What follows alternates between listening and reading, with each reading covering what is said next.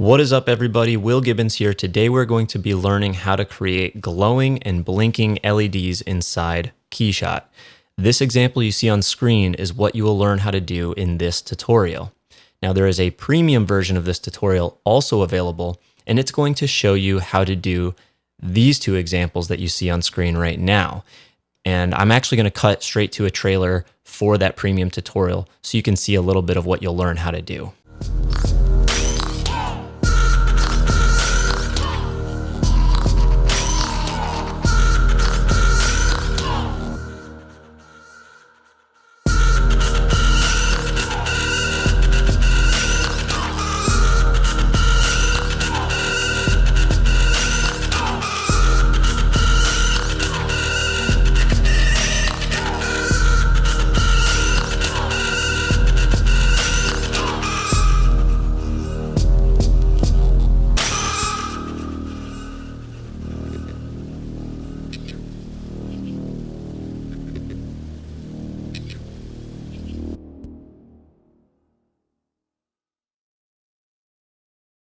Now let's dive in.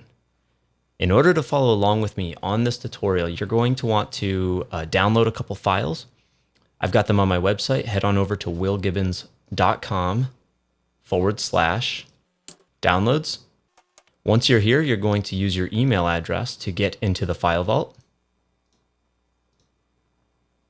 And then you can click on the download button to get your file. We'll go ahead and open it once it's been downloaded. And we're going to need to put this on our desktop, and we'll go ahead and extract it, and we can delete the zip file when that's done. Inside here, you're going to find two files. We have a step file, which is our model, and we have a PNG that we're going to use as our actual light in the tutorial. So next stop, KeyShot. All right, we're going to open up our model, and we'll go ahead and drag that right on in. And we're going to accept the default import settings. All right, once it imports, you're going to see this brightly colored part. If we go on over to our scene tree in the scene tab, we will find that we have our model. It's got a lid, which has 4 screws. And then the lid is called pulse. And then we have the base. And then there's actually an LED inside there, but we're actually not going to be needing the LED in this tutorial. So I'm going to go ahead and right click on it and say hide and lock. All right, so first step, we're going to throw on some materials and get our lighting set up. I always like to use one of these higher contrast lighting setups, either the 2 or 3 panel setups. I'll use the 2 panel tilted 4K. So just give this a double click or drag it in and it should change your environment. There we go. And then we're also going to search for some basic materials. So we could go looking through all our list, but we're just going to search for a hard, rough, and you'll see we narrowed down to our plastics. I'm going to use this hard, rough plastic black. Right click on this. We can copy the material, select the bottom part, right click and paste that material. And we don't want to paste them linked because we actually want something to be different between the top part and the bottom part. So we'll click paste material. If we check our in-scene materials, we'll see we have 2 of the same hard rough plastics. That's what we want. Now for these screws, I think I'll use an anodized black. And you realize you don't actually have to finish the words when searching for materials in KeyShot, which I think is really nice. Saves a lot of time. So I'm going to use the rough black. And I want these to be linked across all 4 screws. So a nice shortcut for that, I'm going to hold Shift and then left click on the screw I want to copy the material from. And then while holding Shift, I will right click on the rest of the screws. So that's going to paste and link those together. You see now we have only 4 different materials in our in-scene list. And we can even further filter that down by going to our filter in the bottom right and filter by visibility. Now you can see these are the 3 materials we can see or that we have showing now. Now I want to take my background here. Instead of looking at this environment, I want to change it so it looks like just a solid color. So I can go to my my environment tab, and then go down to background, and in the color section, click color, and we can change this color to something else. Very cool. So now let's get to the part where we actually work on our flashing label. We need to actually put the label on here. It's going to be a material. So we're going to go ahead and go back to that folder that we had. We're going to grab the label and we're going to drag it right onto our part.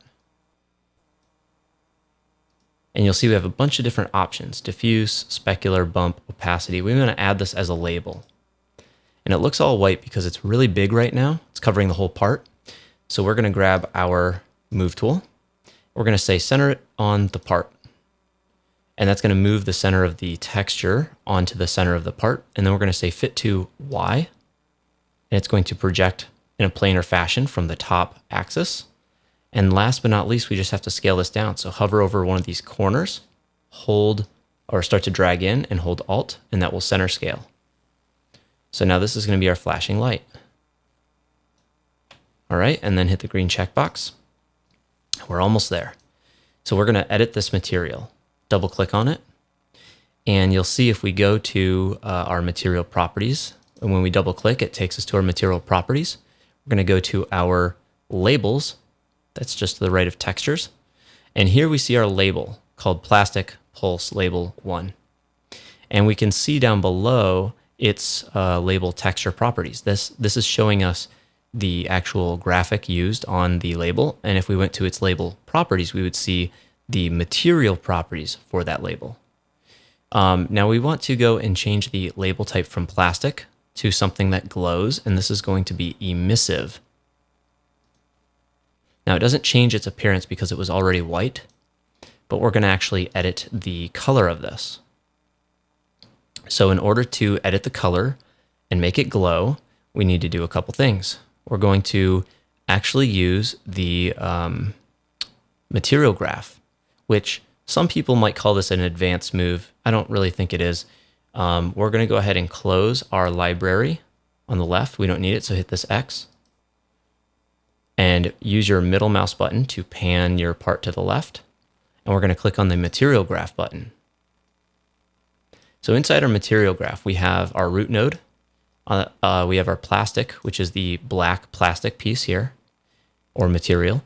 We have our emissive label and the graphic that's driving the shape or color of that emissive. Now we're going to go ahead and get a texture, right click in the open space, and go down to textures and color gradient. Now this is going to add some color, and we want to combine it with our label.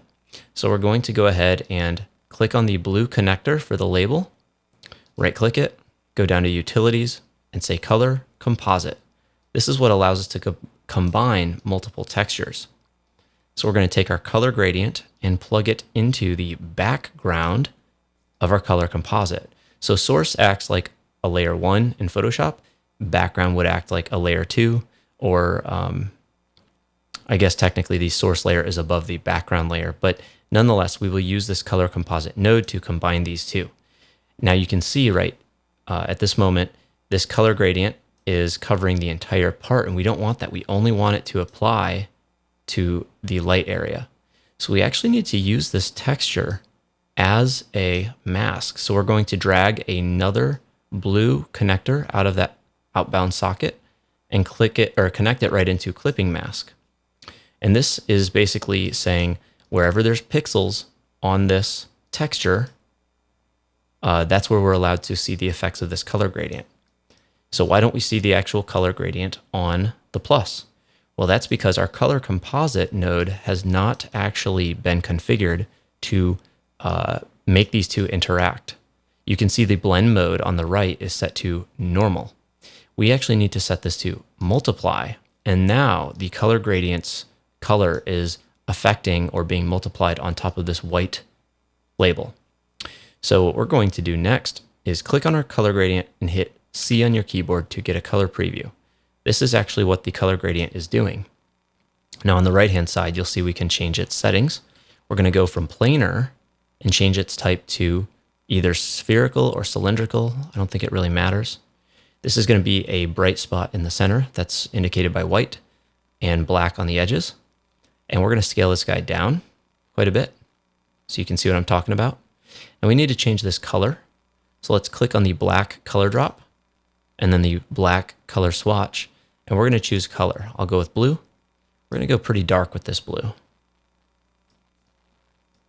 All right, and then next we want to click on the white color stop and then its color swatch and click on that same blue. And then we're going to bring this to the very top and kind of desaturate it a little bit and hit OK. So we have this blue gradient. Now when we go to our color gradient, if we hit C, we can tell that these two colors are actually affecting our plus sign. So if we want a little more contrast in there, we can go back and darken one of them. You can really see that effect. Gives us that nice glow, so it gives us the appearance that there's like one little LED in the middle there. All right, now the other thing we want to do is click on our emissive material. So we'll double click it, and its intensity, which is its brightness, is only set to 1.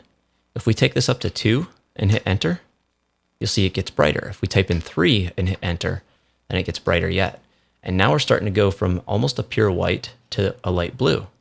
And this is what we're looking for, because this is actually going to make it look like it's emitting light.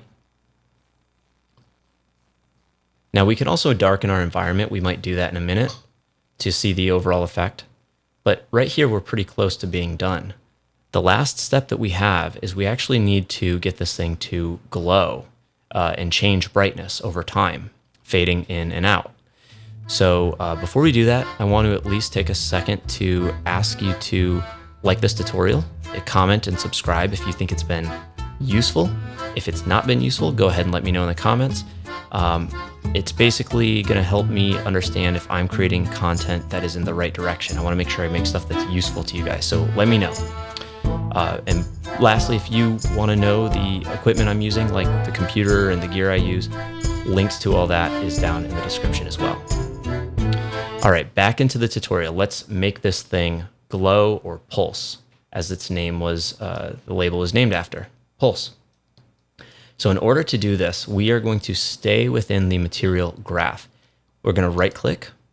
We're going to go to animation. And you see we have two options, but we're going to go with the color fade today. The color fade, if we double click on it, looks like a gradient, and it is. It's going to allow us to fade from one color to the next. What's interesting though is we can use color in the same way we can use numerical values. So we're going to suppose if we click on this white stop here, I want you to take a second and look inside our color picker. See our value? Think of value as both color and numerical. Take value down to 0, it's equal to the number 0. Take value up to 100%, and that's equal to 1.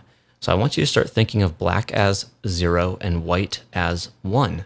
And that's how we're going to control this light. On and off, 0 and 1, black and white. So what we're going to do is go ahead and start off with the light being black. So we're going to go ahead and make that color black.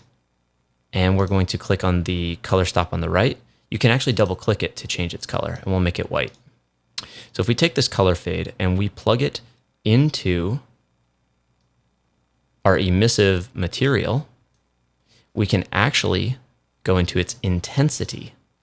Now remember, intensity is what we used to control the brightness. We set that to a 3 earlier. Now, if we go ahead and expose our animation timeline, so this is at the bottom of our screen, this little circle with the playhead, you can see we have our animation. And if I hit play, it's going to fade in and it will keep repeating. Now, if we turn off this loop button, it won't repeat. So great, we know how to fade in a light.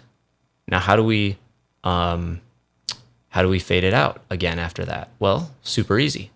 Double click on your color fade node, and you see how we're going from one color to the next. If we hit the plus again, and if I make this gray a black, and if we make the white, no, I'm sorry, I did that backwards. Make this a white, and then make the white one a black, you're going to see if we hit play, we fade in, then out, in, then out. So at this point, I know you're smart, you probably know the rest. We just need to repeat this process for every time we want the light to flash. So we'll go black, white, and we'll make this one black. And actually, you can speed this up a little bit by saving a black color swatch. There we go. So we can say black, white, black, white, black.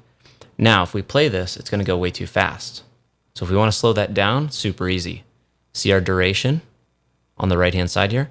Just increase this for the number of seconds you want it to blink. There we go. 1, 2. So if you look at this, we have 2 white areas here on the gradient, and we have our second timer going from 0 to 1 to 2 to 3. So basically, if we look at these corresponding color drops, black is at 0, then 1, say 1, 2, 3, 4, 5. Yes, we have 5 color stops and 1, 2, 3, 4 second markers. So if you need these to line up at a certain marker, like blinking every second, then you're going to want to basically count each one of these color stops as a second, and then you would increase your duration so they each blink at the time that you want. Now, we're not quite finished because there's one more thing. Remember, this used to be nice and bright, and now it doesn't look bright? Well, that's because our color fade is only going from black to white, which is 0 to 1. And we wanted our intensity to max out at 3. So we have one more step here. What I'm going to do is move these other nodes out of the way. We're going to click our connector, right-click it, go to Utilities, and we're going to choose a color to number. This is where we're converting those color values into numerical values. So here's what's cool. We have our 0s and 1s representing black and white points. Now, we are inputting black and white, 0s and 1s on the left, to the color to number node, and then the color to number node is going to output those as a different value. So if we want them to max out at 3, we're going to take our output 2 and type in 3 and hit enter, and you can see immediately our light gets as bright as it was when we had the setting at 3. Now, if we didn't want it to go to pure black when it was faded out, because maybe that looks fake, I agree, we can take our output from and we can start to increase it, and we let some of that light come through. Or at least it gives the appearance of that. So I'm going to set this at 0.2 maybe. Nah, that's not quite dark enough. 0.1. And now this looks a little bit like the light has almost faded out right before it starts to fade back in. Now, if we wanted to do, if we wanted to get trickier where it looks like the actual light is underneath the plastic, we'd have to take an entirely different approach. But for now, this is going to be the approach I recommend for quick and easy LEDs on the surface of an object. The final touch to really bring this to life is we can go ahead and close our material graph. And if we go to our Image Adjustments tab, if we go under Bloom, go ahead and check that on. And let's put our playhead at the brightest point. That's at 3 seconds. Let's take our bloom intensity and set it to 1. Let's take our bloom radius and set it to 50. Now notice everything goes blurry, or maybe 75. We can take our bloom threshold and start to increase it until the only bloom or the only glowing part is the LED. So I like to knock this back quite a bit. I think, maybe somewhere in the 0.4 range. And then we can take our bloom intensity. If that's too much, maybe cut this down a little bit. There we go. So that looks like a glowing LED. Pretty cool. And lastly, if you want to make it darker in here, we can go back to our Environment tab. We can take our brightness down. And notice how it doesn't look darker. That's because we're using a solid color as the background. So let's set this to a dark gray, almost black. All right. And then that brightness, we can change the brightness of our environment. And if we hit our play button, we see our animation. All right, guys, there you have it. That's my quick, easy, glowing LED tutorial. I hope you liked it. I hope it was helpful. Thanks for rendering with me today, and I'll see you next time.